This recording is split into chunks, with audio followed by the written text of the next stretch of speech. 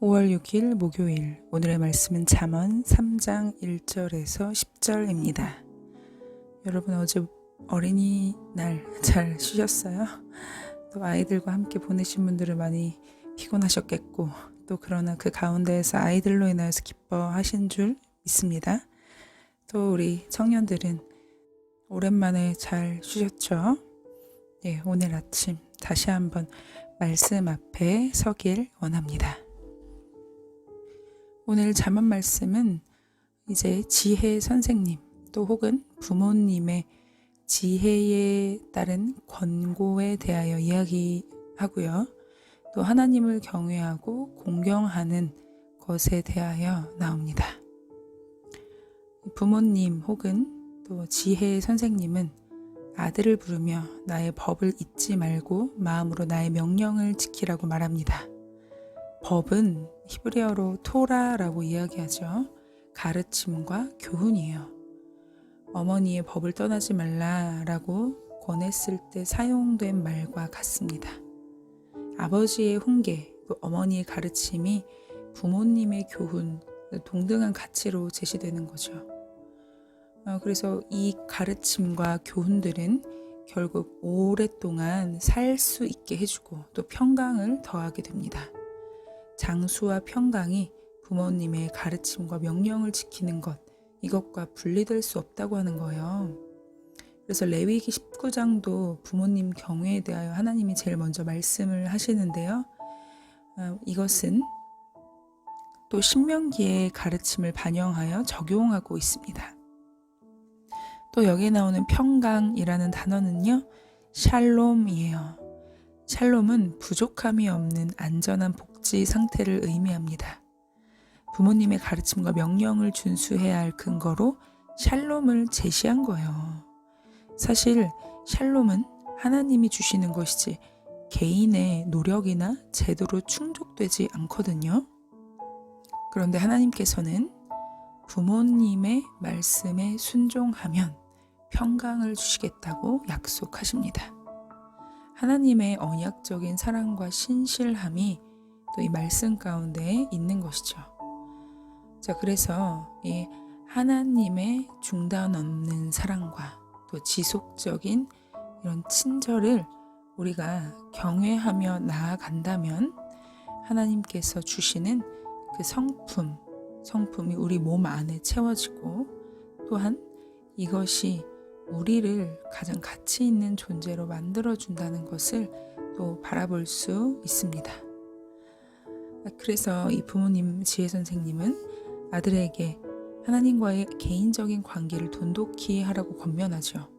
5절을 보면 마음을 다해 하나님을 신뢰하고 나의 명철을 의지하지 말라고 이야기합니다. 하나님을 의심하지 말고 하나님에 대한 확신으로 마음을 채우라는 뜻이죠. 그래서 범사에 인정하라 라는 조언도 같은 맥락입니다. 너는 너의 모든 길에서 그를 알라 라고 이 구절은 문자적으로 보여지는데요.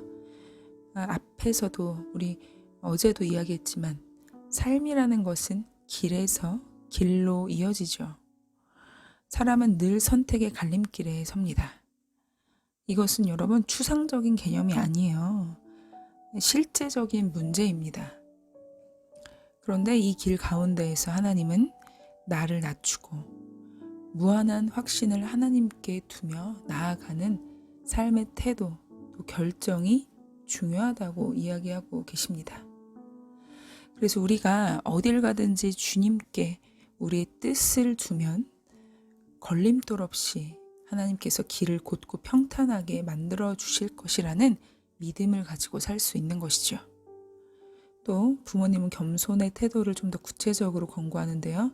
스스로 지혜롭게 여기지 말지어다 라고 이야기합니다.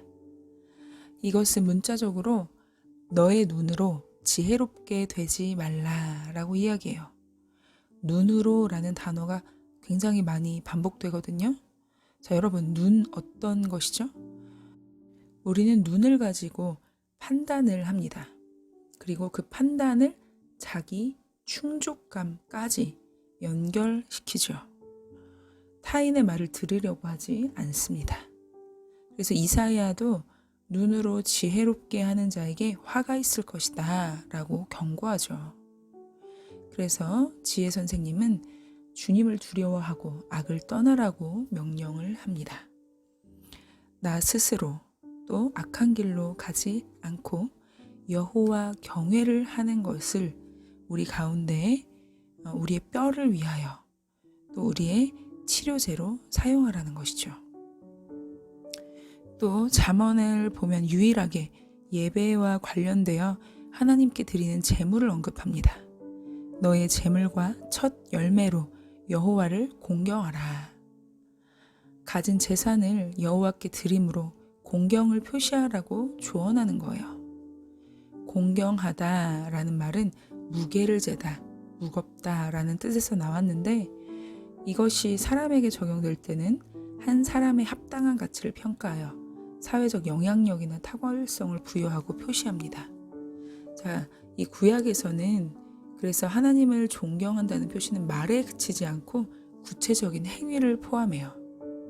제물을 여호와께 드려 공경하라. 자, 그런데 이 제물은 우리가 처음에 하나님께 드릴 때는 최고의 것으로 또 사랑과 신뢰, 헌신의 향기를 제물로 드리잖아요. 하나님께 우리가 첫 열매로 최고의 것을 드리는 것입니다. 그러면 하나님께서 창고가 가득 차고 포도즙 통에 새 포도즙이 터질 것처럼 정말 넘치게 하신다고 약속을 하셨죠. 물론 하나님께서 우리에게 이 삶의 필요를 넘치도록 채워주신다는 것은 우리가 풍족을 받기 위하여서 하나님께 예물을 바치라는 뜻은 아닙니다. 왜냐하면 먼저는 우리의 마음과 뜻이 정말 하나님께 향하고 있는가, 이것이 중요하기 때문이죠. 그래서 우리가 드릴 때는 하나님께 정성을 다하여 또 경외하며 하나님께 드려야 되고요. 이것이 사용되는 천은 가난하고 긍휼한 사람들에게 또 돌아가게 되죠. 여러분, 또 헌금에 대해서 많은 이야기들이 나오는데요. 사실 헌금하는 것은 당연한 일이고 맞는 일입니다. 옳은 일입니다. 우리가 신약 시대에 들어서서 뭐 헌금이 없다 이렇게 얘기하지만 있어요. 신약에 왜 헌금이 없어요? 근데 이제 중요한 것은 우리가 하나님께 어떤 마음으로 이 헌금을 드리느냐, 이것이 문제인 것입니다. 저도 이제 설교 시간에 이 헌금에 대하여서 한번 말씀을 나누면 좋겠는데 사실 저한테도 쉬운 이야기는 아니에요. 왜냐하면 또 오해가 일어날까 봐 참 조심스러워 하는데, 그러나 하나님의 명령은 하나님께 제물을 드리는 것, 이것이 하나님의 명령입니다. 자, 오늘의 말씀을 정리해 볼까요? 우리는 잊지 말아야 합니다. 하나님의 성품인 인자, 그리고 진리를 잊지 말고 우리 마음에 새기고요. 또 신뢰하여야 합니다. 우리의 명철을 신뢰하는 게 아니라 하나님을 신뢰해야 합니다. 또 우리는 공경해야 하죠. 하나님을 공경해야 합니다. 주님의 것을 주님의 것으로 인정해야 하죠. 자, 오늘 이렇게 하나님의 뜻 가운데에 하나님을 경외하여 하나님이 주시는 충만한 사랑과 은혜를 취하며 살아가는 우리가 되길 원합니다.